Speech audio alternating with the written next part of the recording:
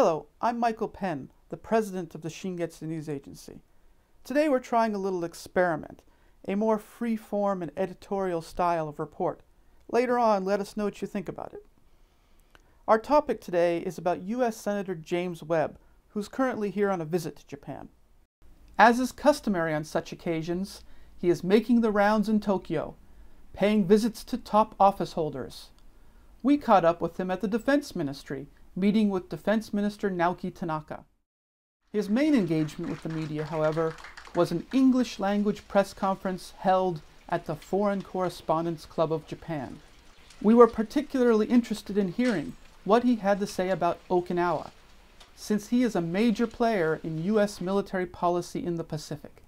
I have worked on the issue of the United States presence on Guam and Okinawa beginning in 1974, when I was a military planner doing a study for the governor of Guam on our basing system in the Pacific and what the strategic interests were for the United States.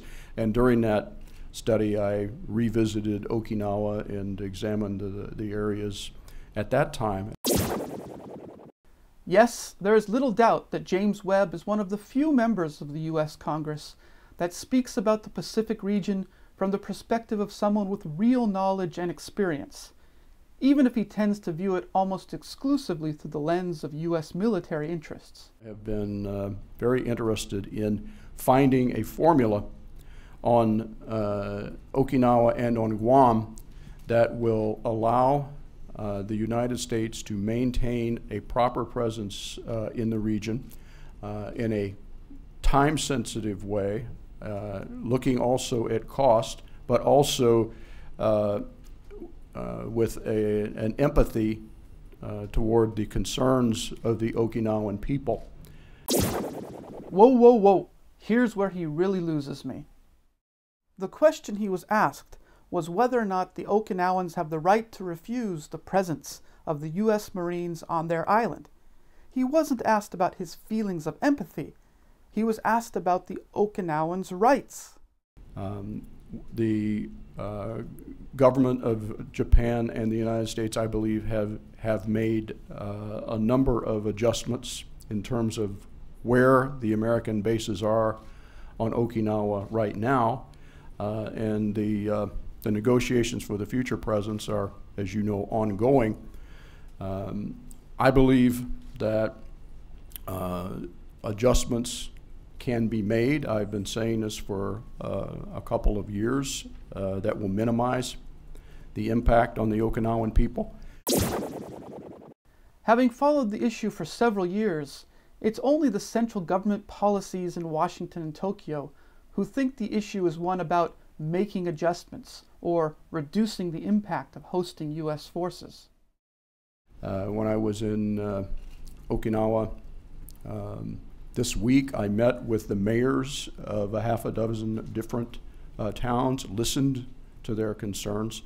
I do not see that the people of Okinawa have rejected the presence of the United States military. I know that they have raised a number of concerns, and I know that they carry a burden that is, on a percentage basis, greater than the rest of Japan. But anything that moves forward, in my view, should be done with a great sensitivity to the impact of the people in Okinawa.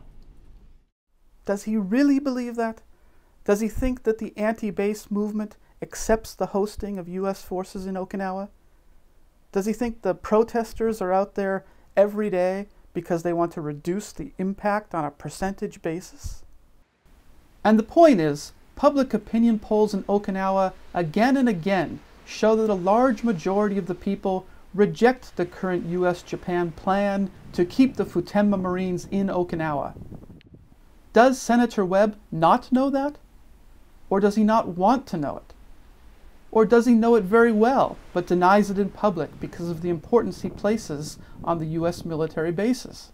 The value of having the Marine Corps in this region of the world is that they are the only military force in the United States that has what we call a homogeneous tactical package. It has all of the elements necessary for an immediate deployment into a hostile environment, and the ability to maneuver from Okinawa, from Guam, from other places is a deterrent to activities in this part of the world.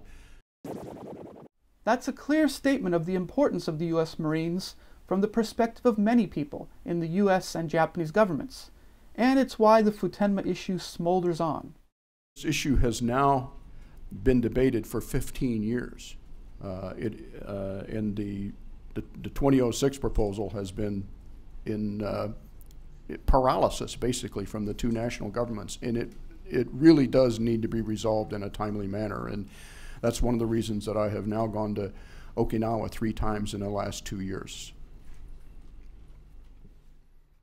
I can't see this issue working out well when Senator James Webb, one of the more progressive U.S. politicians on this issue, can't even acknowledge that most Okinawans do indeed want the U.S. Marines out. They argue repeatedly that if Japanese Maine Islanders think U.S. forces are really necessary for their defense, then they ought to be willing to host them themselves. Time and again, however, local communities in the Maine Islands have made it clear that they have no intention of taking up any significant part of the burden that they force upon the relatively powerless Okinawans. It disturbs me that so many Americans, who have gone through civil rights struggles of our own, seem so unwilling or unable to see the discrimination that lies at the heart of the Futenma issue. As Senator Webb left the press conference venue, my sense of disquiet had become even stronger.